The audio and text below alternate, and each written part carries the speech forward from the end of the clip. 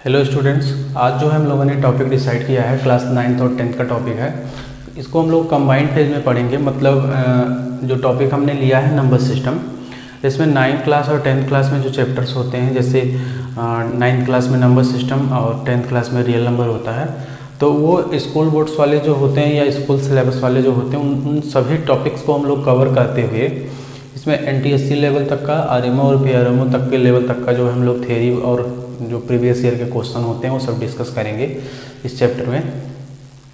इस चैप्टर के स्टार्टिंग में हम लोगों को सबसे बेसिक में ये चीज़ जो है सीखना एकदम मस्ट होता है कि नंबर सिस्टम जैसा इसका नाम है, तो आपको कम से कम एटलीस्ट जितने नंबर होते हैं, मैक्सिमम जितने आप जान सको जितने नंबर्स के बारे में वो जान लेना चाहिए, क्योंकि उन्हीं से रिलेटेड मोस्टली इसमें क्वेश्चन ही पूछे जाते हैं। नंबर सिस्टम नाम भी है इस चैप्टर का। तो सबसे पहले मैं आपको क्लासिफिकेशन ऑफ नंबर्स बता देता हूँ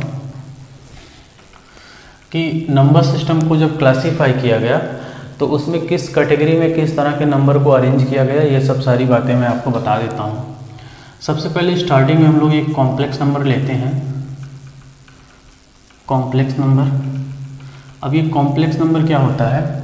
ये रियल और इमेजिनरी नंबर का मिक्सचर होता है। मतलब कि अगर एक ऐसा नंबर हम लोग बनाएं जिसमें मतलब रियल और इमेजिनरी दो तरह की चीज़ें, दो तरह के नंबर आ जाएं, तो उसको हम लोग कॉम्प्लेक्स नंबर पढ़ेंगे, कॉम्प्लेक्स नंबर बोलेंगे। अभी चूंकि स्टार्टिंग है तो हो सकता हो या मे भी आपको कॉम्प्लेक्स नंबर के बारे में भी नहीं पता रहेगा, लेकिन अभी मैं एक फ्लो चार्ट ऐसे बना देता हूँ पहले, उसके बाद 1 बाय 1 सभी नंबर्स को मैं एक्सप्लेन कर दूंगा विथ एग्जाम्पल। तो कॉम्प्लेक्स नंबर आप समझो कि ये इनिशियल स्टेज में दो तरह के नंबर में ब्रेक होता है। एक नंबर होता है रियल नंबर और एक होता है इमेजिनरी नंबर। अब ये रियल नंबर क्या होता है, इमेजिनरी नंबर क्या होता है, ये इस फ्लो चार्ट को मैं बना लेता हूँ, कंप्लीट कर लेता हूँ। उसके बाद ये सभी नंबर्स को मैं 1 बाय 1 एक्सप्लेन करूँगा। फिर ये रियल नंबर आगे जा कर के दो तरह के नंबर में ब्रेक होता है, रैशनल नंबर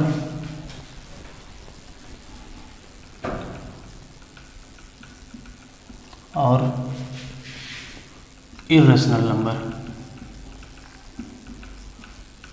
इर्रेशनल नंबर, अब ये रैशनल नंबर फिर आगे जाकर के ब्रेक होगा, जिसमें हम लोग बोले ये इसमें आगे जाकर के ये इंटीजर में ब्रेक होता है, जिसमें पॉजिटिव इंटीजर, नेगेटिव इंटीजर और जीरो आते हैं। फिर पॉजिटिव इंटीजर नेचुरल नंबर बन जाता है, फिर नेचुरल नंबर को जीरो के साथ ले लेते हैं, होल नंबर बन जाता है। और फिर नेचुरल नंबर का जब सब डिवीजन हम लोग करते हैं तो उसमें even number, odd number, prime number, composite number, इस तरह के नंबर आते हैं। तो रैशनल नंबर के बाद जितने नंबर्स आ रहे हैं सबको मैं एक साथ लिख दे रहा हूँ। उनमें जैसे even number, odd number, natural number के सब डिवीजन हो जाएंगे, तो वो हम लोग इकट्ठा लिख लेते हैं। बाकी सब जो है कोई उससे विशेष इफेक्ट नहीं पड़ने वाला, हम लोग वो मान के चलेंगे कि रैशनल नंबर से ही कहीं ना कहीं ब्रेक हुआ है। तो रैशनल नंबर में मैं सबसे पहले लिख देता हूँ नेचुरल नंबर आता है, होल नंबर, फिर इसी में इंटीजर लिख लेते हैं, इंटीजर्स। फिर इसी में ये जब नेचुरल नंबर का सब डिवीजन करते हैं हम लोग, मतलब नेचुरल नंबर को डिवाइड करते हैं, तो इसमें हम लोगों को इवन नंबर, ऑड नंबर मिलता है, तो उसको भी मैं यहीं पर लिख लेता हूँ, इवन नंबर, ऑड नंबर,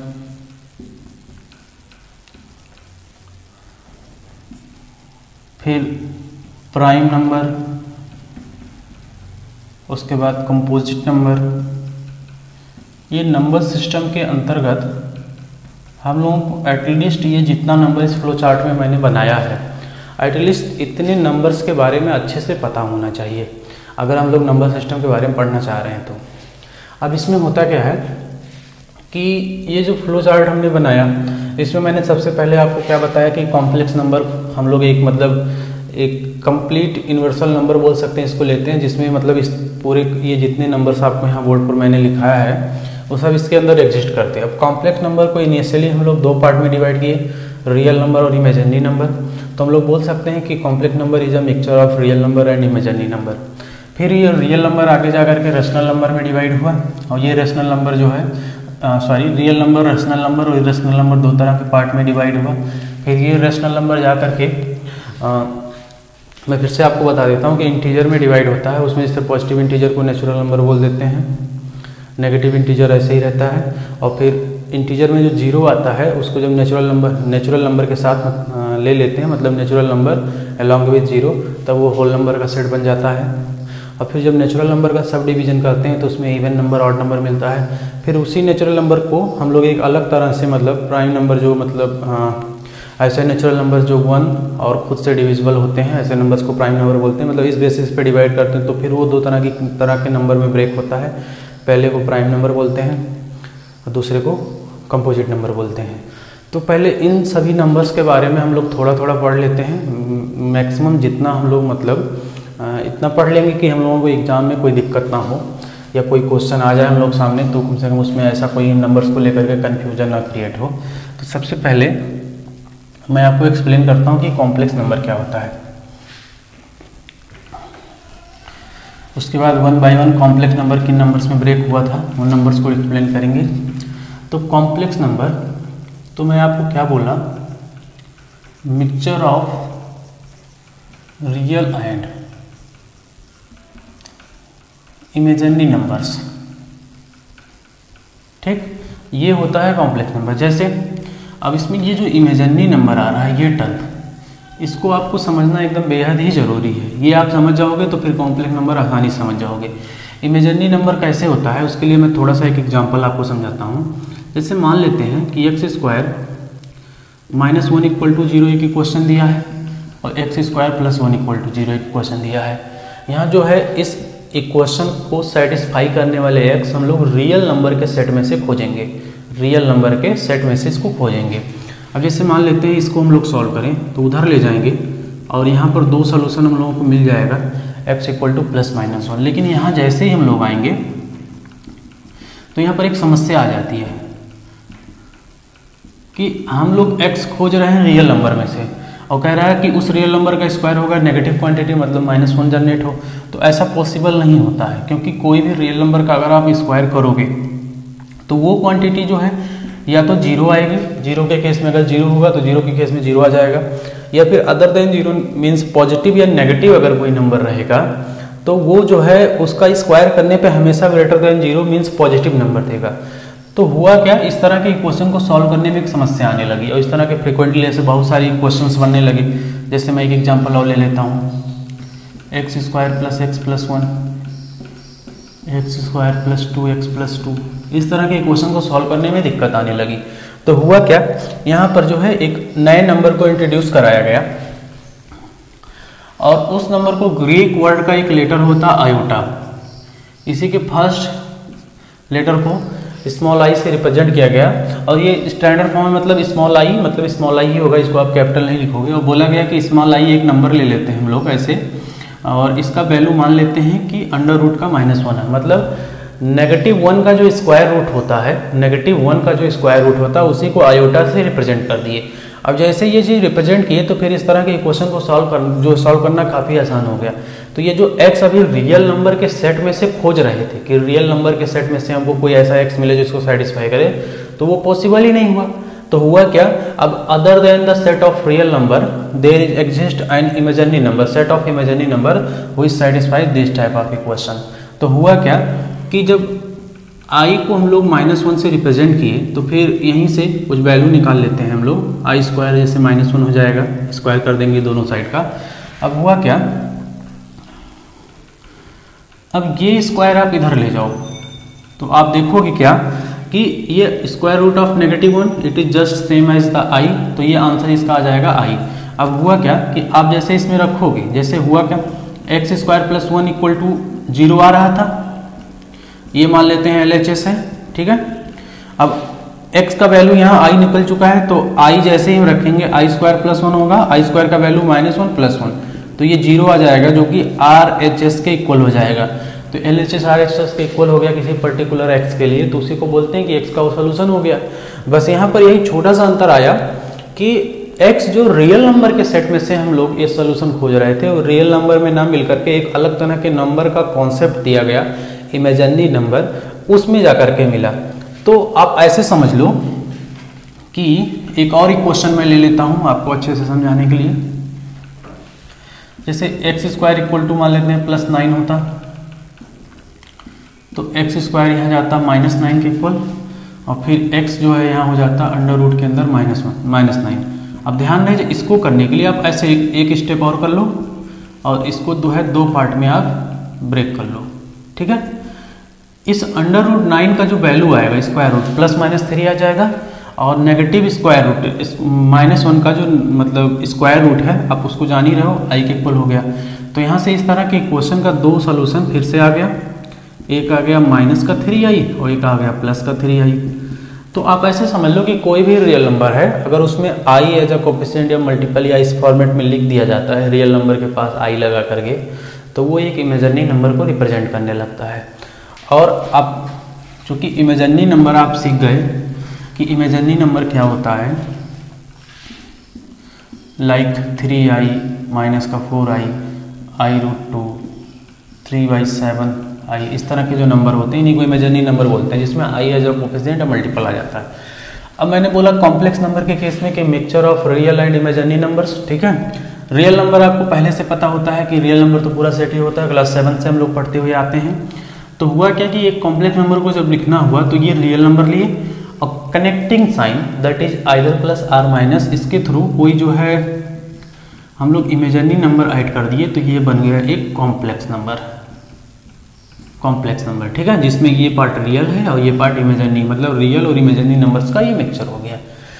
इसके बारे में हम लोग आयोटा का बस यही आप याद रखोगे कि -1 होता है, आई स्क्वायर का वैल्यू स्क्वायर रूट -1 का स्क्वायर रूट होता है, और आई क्यूब करेंगे तो ये आई स्क्वायर इंटू आई में ब्रेक होगा, आई स्क्वायर का वैल्यू -1 होगा, तो ये आ जाएगा ये चीज़, ये और एक मतलब अगर इसका स्क्वायर करें 1 आ जाएगा, मतलब आयोटा के पावर 4, मतलब 4 के मल्टीपल या 4 अगर पावर रहेगा तो उसका वैल्यू 1 आ जाएगा। ये इतना याद रखना है। इसी पे बेस्ड अगर मान लो हम लोगों को क्वेश्चन मिलता है तो उसको हम लोग कर लेंगे, ये चीज़ आपको लिख लेना है।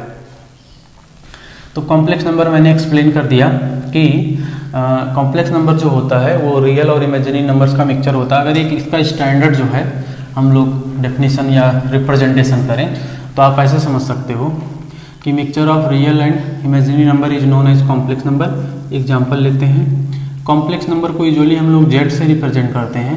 अगर ये a+ib का फॉर्मेट में होगा तो आपको पता है ये रियल पार्ट होता है, ये इमेजिनरी। अभी जस्ट मैंने समझाया जो प्लस या माइनस कनेक्टिंग साइन के थ्रू जो है कॉम्बाइंड होता है। तो ए को हम लोग बोलेंगे रियल पार्ट, और रियल पार्ट किसका, इस कॉम्प्लेक्स नंबर जेड का। बी को बोलेंगे इमेजिनरी पार्ट ऑफ जेड, ठीक है। तो ये चीज़ याद रखेंगे। अब जैसे मान लेते हैं इसमें एग्जांपल आपसे पूछा जा रहा है तो 0 + i, 2 - 6i, 7 - i√2, इस तरह के नंबर्स आप जो है लिख दो। तो ये जो है कॉम्प्लेक्स नंबर को रिप्रेजेंट करते हैं। ध्यान रहे यहाँ पर 0 + i सिंप्लीफाई होकर के 3i हो जाएगा, तो इसका मतलब ये नहीं कि इमेजिनरी नंबर हो जाएगा। इमेजिनरी नंबर को भी हम लोग कॉम्प्लेक्स नंबर बोलते हैं विथ पार्ट रियल पार्ट 0, और रियल नंबर को भी कॉम्प्लेक्स बोल सकते हैं विथ इमेजिनरी पार्ट 0। तो उसका टेंशन नहीं है। वही जब इमेजिनरी पार्ट 0 होता है, रियल पार्ट 0 होता है, तभी तो इन तरह का नंबर मतलब जनरेट हुआ। जैसे आप समझो कॉम्प्लेक्स नंबर का जब रियल पार्ट 0 कर दिए तो इमेजिनरी नंबर बन गया, उसी के सब डिवीजन में आ गया। और जब कॉम्प्लेक्स नंबर का इमेजिनरी पार्ट 0 कर दिए, वाला इमेजिनरी वाला पार्ट ये पार्ट 0 कर दिए, तो लेफ्ट पार्ट जो मतलब बचा हुआ भाग बचा वो रियल नंबर हो गया। तो अब जो है एक वही आप समझ लो कि कॉम्प्लेक्स नंबर का सब डिवीजन जब हम लोग रियल नंबर और इमेजिनरी नंबर में करेंगे तो वही कंडीशंस लगती हैं कि रियल नंबर कब होगा, जब इमेजिनरी पार्ट 0 हो जाए कॉम्प्लेक्स नंबर का। तो हम लोग आ जाते हैं रियल नंबर के बारे में सीखते हैं।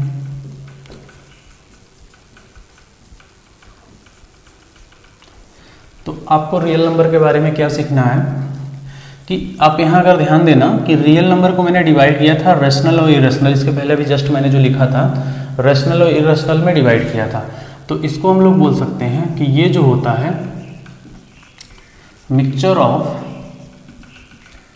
Rational and irrational numbers. Irrational numbers, real number जो होता है वो रेशनल और इरेशनल नंबर का मिक्सचर होता है। अब इसका जो सेट होता है रियल नंबर का उसको हम लोग आर से रिप्रेजेंट करते हैं। आर से रिप्रेजेंट करते हैं तो इसमें जैसे आर जो मैंने बोला अभी यहाँ रेशनल इरेशनल दो तरह के नंबर्स का मिक्सचर होता है, तो इसमें हर तरह के नंबर आ जाएंगे, जैसे 6 आ जाएगा, -3 आ जाएगा, 0 आ जाएगा, 22/7 आ जाएगा, 0.121 आ जाएगा। ठीक है, इसी तरह के बहुत सारे नंबर पाई, ई, ये सब आ जाएंगे। नेचुरल बेस ऑफ लॉग ई होता है, अभी ये आगे मैं आपको बताऊंगा। तो आप रियल नंबर के केस में क्या सीखे कि mixture of rational and irrational numbers को हम लोग रियल नंबर बोलते हैं। रियल नंबर के सेट को कैपिटल आर से रिप्रेजेंट करते हैं, और ये कुछ लिमिटेड एग्जांपल हैं। ध्यान है, रियल नंबर जो होता है उसकी कोई पर्टिकुलर सीरीज नहीं होती है कि हम लोग अगर कोई एक पर्टिकुलर नंबर लिख दें तो उसके नेक्स्ट या उसके जस्ट बैक साइड जो नंबर आएगा उसको जान सकें। जैसे मैं आपको एग्जांपल लेके समझाता हूँ कि नेचुरल नंबर की सीरीज ऐसे होती है। तो अगर हमने एक पर्टिकुलर नेचुरल नंबर को सेलेक्ट किया, दैट इज 4, तो इसके जस्ट आगे कौन सा नेचुरल नंबर आएगा, इसके जस्ट पीछे कौन सा नेचुरल नंबर आएगा, ये हम लोग बता सकते हैं। क्यों? क्योंकि यहाँ पर एक स्पेसिफिक पैटर्न जो है इन लोग ये नेचुरल नंबर की सीरीज जो है बनती है उसमें फॉलो होता है। +1 +1 +1 करने पे तो 4 लिया, नेक्स्ट का चाहिए +1 करो, बैक का चाहिए -1 कर दो, आ जाएगा। लेकिन ये इस तरह का कोई भी पैटर्न इस रियल नंबर की सीरीज में एग्जिस्ट नहीं करता। That's why we are saying that अगर कोई भी एक नेचुरल नंबर आप ले लेते हो तो रियल नंबर ले लेते हो तो उसके आगे कौन सा नेचुरल रियल नंबर आएगा या उसके बैक साइड पर कौन सा आएगा, इसको हम लोग डिसाइड नहीं कर सकते। और यहाँ भी आपको there are infinite number of real number exist between any two given real numbers। अब ये आप रीजन देख लो, यही मैं एक्सप्लेनेशन इसका दे रहा हूँ, बिटवीन 2 गिवन रियल नंबर। मतलब कि कोई भी 2 रियल नंबर अगर आप लेते हो, इवन 0.1 और 0.01 ले लेते हो, सॉरी इस छोटा बड़ा हो गया, छोटा इस साइड हो गया था, तो ले लेते हैं यहाँ पर 1 2 ले लेते हैं। ठीक है, जैसे ये मैंने 2 नेचुरल नंबर ले लिया है, सॉरी रियल नंबर ले लिया है जो कि डेसिमल में है। आप देख लो ये दोनों ही नंबर 0 और 1 जो इंटीजर होगा उसके बीच में है।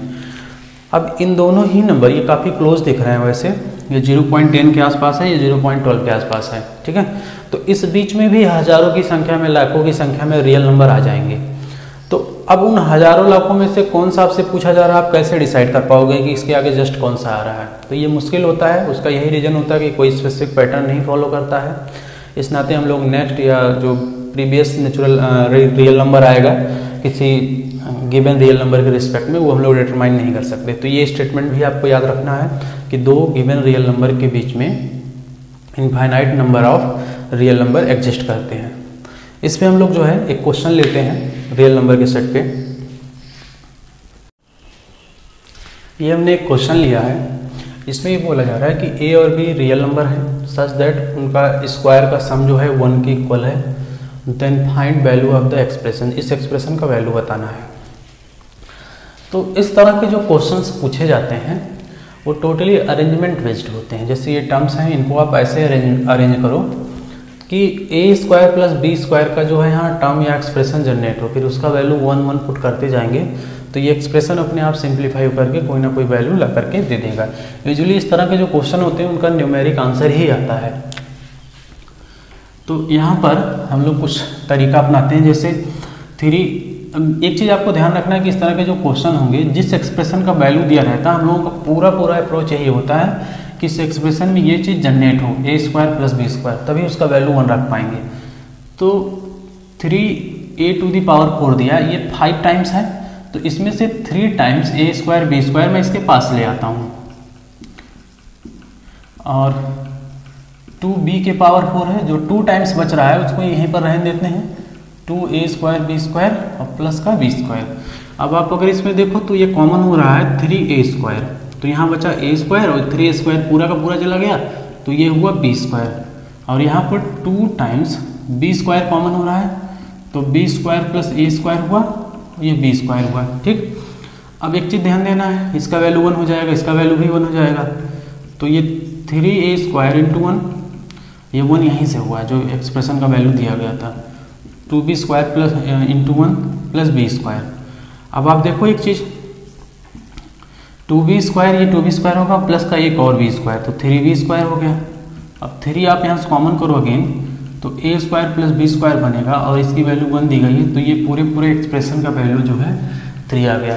तो ये एक मैंने ये रियल नंबर के बेस्ड पर सिंपल सा क्वेश्चन लिया था, और इस तरह के क्वेश्चन कंपटीशन में पूछे भी जाते हैं। तो हम लोग इसका मतलब आप समझ लो, फिर से मैं एक बार बोल देता हूँ कि इसमें क्या अप्रोच हम लोग फॉलो करेंगे। कि होता क्या है कि 2 या 3 वेरिएबल को इंक्लूड करके जब कोई किसी पर्टिकुलर एक्सप्रेशन का वैल्यू आपसे पूछा जाए, तो आप कोशिश यही करिएगा कि जो एक्सप्रेशन दिया रहता है वही जो है वैल्यू के साथ वही यहाँ जनरेट करने की कोशिश करिएगा। मैंने वही सेम कॉन्सेप्ट लगाया, टर्म्स को अरेंज करना स्टार्ट किया, अपने आप जो है इसका आंसर 3 आ गया। ठीक, हम लोग रियल नंबर के बारे में पढ़ चुके हैं। अब थोड़ा सा और आगे बढ़ते हैं। इर्रेशनल नंबर, इसका आगे का जो सब डिवीजन होगा रेशनल नंबर और इर्रेशनल नंबर, उसके बारे में सीखते हैं। जैसे पहले ले लेते हैं रेशनल नंबर।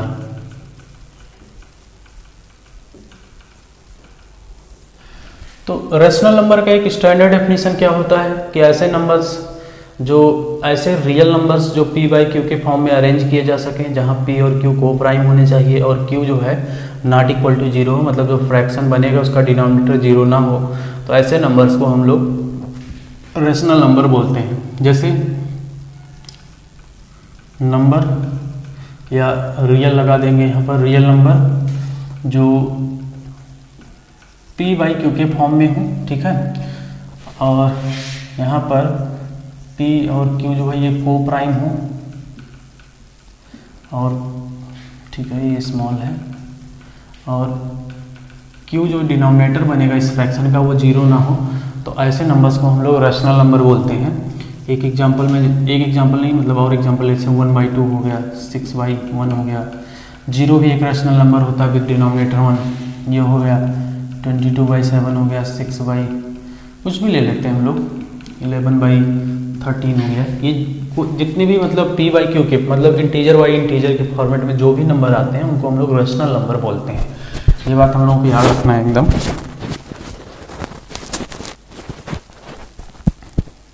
ठीक, इसका एक स्टैंडर्ड डेफिनेशन सेट के फॉर्मेट में अगर हम लोग ले लें, जो रेशनल नंबर का सेट होता है उसको हम लोग q से रिप्रेजेंट करते हैं, और q जो है अगर हम लोग ऐसे कहें कि p/q के फॉर्मेट में आएगा, p और q आर को प्राइम, इनकी भी को प्राइम का सेंस ये होता है कि जो न्यूमरेटर डिनोमिनेटर है उसमें 1 के अलावा कोई भी फैक्टर कॉमन नहीं होना चाहिए। अभी को प्राइम नंबर मैं एक्सप्लेन भी करूँगा। और यहाँ डिनोमिनेटर जो q है वो 0 नहीं होना चाहिए। तो इस कंडीशन को जितने भी नंबर सेटिस्फाई करेंगे, मतलब p और q के टाइप का एक फ्रैक्शन बनाएं, p और q को प्राइम हो और q जो डिनोमिनेटर है वो 0 ना हो, इस कंडीशन को सेटिस्फाई करने वाले जितने भी फ्रैक्शन जनरेट होंगे सब के सब रेशनल नंबर की कैटेगरी में आ जाएंगे। अब रेशनल नंबर हम लोगों को इसमें जैसे स्कूल बोर्ड्स में इस पे काफ़ी क्वेश्चन पूछे जाते हैं। रेशनल नंबर को असेंडिंग डिसेंडिंग ऑर्डर में अरेंज करना, 2 रेशनल नंबर के बीच में कुछ लिमिटेड अमाउंट में 5 की संख्या में 6 की संख्या में रेशनल नंबर्स को निकालना, ये सब पूछे जाते हैं। तो ये सब चीज़ मैं डिस्कस करूँगा, बशर्ते अभी हम लोग एक मतलब सभी नंबर्स का एक ब्रीफ इंट्रोडक्शन ले लेते हैं कि रेशनल नंबर जैसे हो गया, अभी इसके बाद इर्रेशनल, फिर इसके आगे के नंबर्स का, तो उसके बाद जो है क्वेश्चन बेस्ड कॉन्सेप्ट जो होगा वो हम लोग लगाना स्टार्ट करेंगे। ठीक, अब यहाँ पर एक चीज़ और आपको सीखना है कि जो रेशनल नंबर होता है उसका एक डेसिमल रिप्रेजेंटेशन भी होता है, और डेसिमल रिप्रेजेंटेशन 2 तरह का जो होता है इसका, एक होता है नॉन टर्मिनेटिंग रिपीटिंग और एक होता है टर्मिनेटिंग। अगर कोई भी डेसिमल किसी भी नंबर का डेसिमल फॉर्मेट अगर इस फॉर्म में या फिर इस फॉर्म में लिखा गया है तो वो 100% श्योर एक रेशनल नंबर को रिप्रेजेंट करेगा। अब ये फॉर्म क्या होता है उसको मैं आपको समझा दूं। जैसे अगर आप 0.33333 ऐसे अगर जा रहा है, जिसको हम लोग शॉर्टकट में ऐसे लिखते हैं 0.3 बार करके, फिर जिस नंबर पे बार लगा होता है या विनिकुलम भी इसको बोलते हैं, उस नंबर को बार बार हम लोग लिख देते हैं ऐसे। अब हुआ क्या, ये देखो ना टर्मिनेट हो रहा है, मतलब कि ये इसका लास्ट डिजिट मतलब डेसिमल के बाद कितने डिजिट हैं वो अनकाउंटेबल अमाउंट में है, अनकाउंटेबल अमाउंट में है, मतलब ये ऐसे आगे चलता चला जा रहा है। तो इसी को हम लोग बोलते हैं नॉन टर्मिनेटिंग टाइप का। एक वर्ड आया फिर रिपीटिंग, तो ये देखो 3 3 3 3 ऐसे रिपीट कर रहा है। तो ये जो 3 3 ऐसे रिपीट कर रहा है, तो ये रिपीटिंग और नॉन टर्मिनेटिंग मिल करके ये इस तरह का कंडीशन फ्रेम कर रहा है, नॉन टर्मिनेटिंग रिपीटिंग टाइप का। तो मैंने क्या बताया कि अगर कोई भी नंबर है, कोई भी डेसिमल एक्सपेंशन है जो नॉन टर्मिनेटिंग रिपीटिंग के फेज में है, ठीक है, तो हमेशा p/q का एक फॉर्मेट का नंबर होगा। जैसे आप इसको अगर 0.3 को अगर आप 1/3 इसका जो मतलब p/q फॉर्मेट जब कन्वर्ट करेंगे तो 1/3 आएगा p/q। तो ये p/q के फॉर्मेट में आया, मतलब न्यूमरेटर डिनोमिनेटर दोनों इंटीजर हो गए। तो ये एक रेशनल नंबर को रिप्रेजेंट किया इस फॉर्मेट वाला। जैसे और मैं ले लेता हूँ 0.27 अगर ले लें इस पर, तो यहाँ 27 27 27 ये ऐसे रिपीट करेगा। तो ये भी किसी न किसी रेशनल नंबर को जो p/q के फॉर्मेट में होगा उसको जो है अरेंज करेगा। अब यहाँ पर एक आ जाता है टर्मिनेटिंग टाइप का। तो टर्मिनेटिंग आप ऐसे समझ लो कि 1/10 है, इसका डेसिमल एक्सपेंशन ऐसे हो जाएगा, या 0.237 हो गया, टर्मिनेट कर गया, मतलब ये डैश डैश करके नहीं जा रहा है, ना कोई पर्टिकुलर टर्म रिपीट कर रहा है, तो इसको टर्मिनेटिंग टाइप का बोलेंगे। तो ये सब जैसे आप इसको अगर सिंप्लीफाई करना चाहो तो 1000 से ऊपर नीचे डिवाइड कर दो, तो अगर ये सिंप्लीफाई हो तो ठीक है, नहीं तो ये p/q के फॉर्मेट में आ गया इंटीजर बाय इंटीजर, तो ये एक रेशनल नंबर को रिप्रेजेंट कर लिया। तो यहाँ पर हम लोगों को एक चीज़ ये देखना है कि दो रेशनल नंबर जब हम लोग लेंगे तो ये चीज़ दिमाग में सेव रखेंगे कि उनका डेसिमल एक्सपेंशन चाहे इस फॉर्मेट में आएगा चाहे इस फॉर्मेट में आएगा, या तो टर्मिनेट कर जाएगा या तो non terminating non repeating type का होगा। अब कब टर्मिनेट करेगा, कब जो है टर्मिनेट नहीं करेगा, रिपीट करेगा, ये जो है हम लोग concept related to rational number जब पढ़ेंगे सभी नंबर्स को सीखने के बाद, तो वहाँ पर ये रेशनल नंबर से चीज़ें, अभी जैसे थोड़ी देर पहले मैंने बताया कि रेशनल नंबर को असेंडिंग डिसेंडिंग में सेट करना, उनके बीच में कुछ लिमिटेड अमाउंट में रेशनल नंबर्स को निकालना, ये सब हम लोग सीखेंगे concept related to rational number. तो उसमें मतलब सीक्वेंसली सब चीज़ बताऊँगा। अभी हम लोग आगे चलते हैं और अगला नंबर सीखते हैं इर्रेशनल नंबर।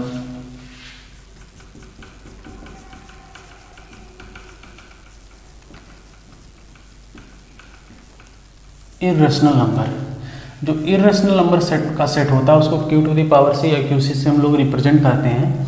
और ये इर्रेशनल नंबर के बहुत सारे डेफिनेशंस को हम लोग दे सकते हैं। जैसे रियल नंबर के सेट को r से रिप्रेजेंट किए, रेशनल को q से, और q⁻c ये इर्रेशनल हुआ। तो आप देखो ये मैंने एक्चुअल में कोई क्वेश्चन नहीं फ्रेम किया, it is just like a quotation. याद करने का सेंस ऐसे हुआ कि real number is a combination of rational and irrational. तो यहाँ से अगर इरेशनल नंबर्स का हम लोग वैल्यू निकालें तो ये आएगा r-q, मतलब कि अगर रियल नंबर के सेट में से रेशनल नंबर्स को आप हटा दो, रियल नंबर के सेट में से रेशनल नंबर्स को हटा दो, तो जो आपको मिलेगा वो क्या मिलेगा, इरेशनल नंबर। तो स्पेस पे लिख सकते हैं, those rational number are irrational whose are not rational। यार बात समझो इसका कि ऐसे यहाँ रियल नंबर रहेगा, those real numbers are irrational whose are not rational। ठीक, तो ऐसे रियल नंबर्स को हम लोग जो है इरेशनल नंबर बोलेंगे जो रेशनल ना हो। ये जो कोटेशन यहाँ पर लिखा था मैं, इसका भी सेंस यही था कि रियल नंबर के सेट में से आप रेशनल नंबर्स को हटा दिए, क्योंकि जब रियल नंबर रेशनल और इरेशनल का मिक्सचर था, आपने रेशनल को हटा दिया, तो जो बचा है वो क्या हो जाएगा, रियल होने के साथ साथ एक रेशनल नंबर को रिप्रेजेंट करेगा, सॉरी इरेशनल नंबर को बनाएगा। फिर से मैं एक्सप्लेन कर देता हूँ कि those real number are irrational, मतलब ऐसे रियल नंबर्स इरेशनल नंबर होते हैं जो रेशनल नहीं होते हैं। ठीक, इसका एक डेसिमल एक्सपेंशन भी होता है। डेसिमल एक्सपेंशन के बेस पे मतलब जो इरेशनलिटी हम लोग डिसाइड करते हैं, नॉन टर्मिनेटिंग, नॉन रिपीटिंग, मतलब non terminating non repeating decimal जो होते हैं वो भी इसी में आते हैं, इरेशनल नंबर की कैटेगरी में। जैसे एक एग्जांपल लिखता हूँ 1.01 001 0001, उसका 4 टाइम्स 01। तो ये मैंने एक नंबर लिख दिया। इसी में पाई भी आ जाता है, जैसे 3.1415। पाई भी एक इरेशनल नंबर ही होता है, जिसका मतलब डेसिमल एक्सपेंशन जो इसका वैल्यू हम लोग चेक करते हैं तो इसमें कोई भी पैटर्न रिपीट करता हुआ नहीं मिलता है। तो ये चीज़ भी आपको याद रखना है। और अगर आप किसी प्राइम नंबर का स्क्वायर रूट निकालोगे तो वो भी एक हमेशा इरेशनल नंबर को रिप्रेजेंट करेगा। तो हम लोग ऐसे बोल सकते हैं कि square root of prime numbers और इरेशनल नंबर्स। तो ये एक नोट पॉइंट की तरह हो जाएगा। जैसे 2 एक प्राइम नंबर होता है, 3 भी होता है, 5 भी होता है, 7 भी होता है, 9 नहीं होता, 11, 13, 17, ये सब प्राइम नंबर होते हैं। तो अगर आप इनका स्क्वायर रूट निकालना स्टार्ट करो तो ये सब के सब जो है एक इरेशनल नंबर को रिप्रेजेंट करेंगे। तो इरेशनल नंबर की कैटेगरी में ये सब चीज़ें आ गई। और ध्यान है, जैसे मैंने बताया रेशनल नंबर के केस में, रियल नंबर के केस में, कि दो रेशनल या रियल नंबर के बीच में इनफाइनाइट अमाउंट में रेशनल नंबर या रियल नंबर एग्जिस्ट करते हैं। ऐसे आप इरेशनल नंबर के केस में भी सीखोगे कि इरेशनल नंबर जो होता है उसके भी मतलब केस में इनफाइनाइट अमाउंट में दो गिवन रेशनल के बीच में भी इनफाइनाइट अमाउंट में इरेशनल नंबर आएंगे। अगर दो रेशनल नंबर दिए गए हैं, जैसे √2 दिया गया, √3 गया, इसका वैल्यू 1.4 के अप्रॉक्स, इसका वैल्यू 1.7 के अप्रॉक्स, तो ये जो इनके बीच का आ रहा है 0.03 का जो गैप आ रहा है, उस बीच में भी इनफाइनाइट अमाउंट में इरेशनल नंबर एग्जिस्ट कर जाएंगे। अब ये चीज़ हम लोग कहाँ पढ़ेंगे? इरेशनल नंबर को असेंडिंग डिसेंडिंग में कैसे सेट करते हैं और इनसे रिलेटेड और सारे कॉन्सेप्ट जो होते हैं ये हम लोग सीखेंगे concept related to irrational number में। तो ये एक छोटा सा भी नंबर्स का मैं इंट्रोडक्शन दे रहा हूँ, तो उसमें जो पॉसिबल चीज़ें हैं मैं आपको भी बताते चल रहा हूँ। नेक्स्ट जो है हम लोग लेते हैं रेशनल नंबर को आगे ले गए थे तो वो natural number, whole number, integer, prime number, composite number, इन सब नंबर्स में ब्रेक हुआ था, तो उसके बारे में भी मैं बता देता हूँ। इसके बाद हम लोग नेचुरल नंबर ले लेते हैं। नेचुरल नंबर जो है ऑल काउंटिंग नंबर जो होते हैं, all counting numbers are known as natural number.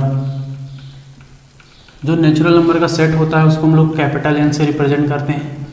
तो ये होते हैं काउंटिंग नंबर। कोई भी ऑब्जेक्ट कोई पर्टिकुलर अमाउंट में किसी स्कूल में या किसी क्लास में पर्टिकुलर स्टूडेंट को जब आपको काउंट करना पड़े, अपने हाथ की फिंगर्स को काउंट करना पड़े, तो आप इन्हीं नंबर्स का यूज करोगे। तो इन्हीं नंबर्स को काउंटिंग नंबर बोलते हैं और यही नंबर होते हैं नेचुरल नंबर। ठीक, अब जो है इसमें भी कुछ कॉन्सेप्ट जैसे अगर शुरू के n नेचुरल नंबर का हम लोगों को सम निकालना हो, जैसे सम ऑफ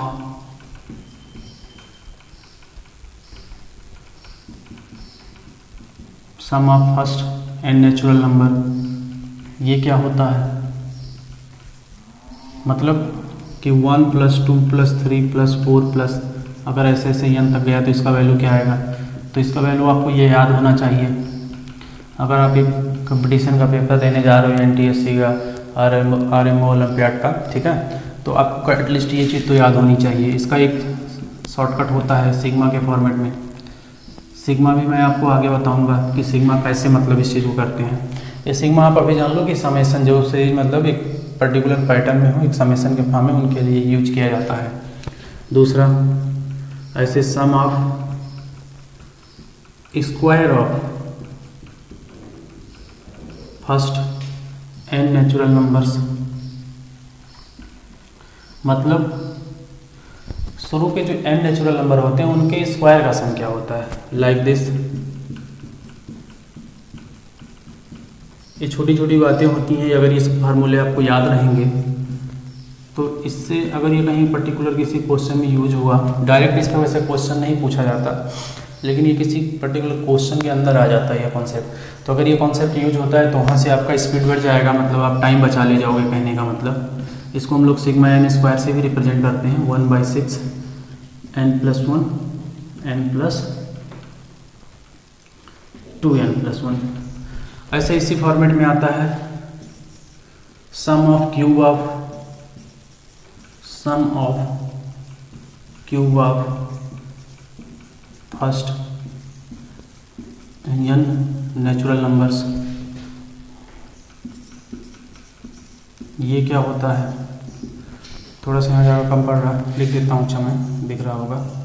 1 का क्यूब, 2 का क्यूब, 3 का क्यूब, ऐसे ऐसे डैश डैश, अगर n का क्यूब हुआ है तो ये आ जाएगा। यही सेम फार्मूला होता है, बशर्ते उसी का होल स्क्वायर कर देते हैं।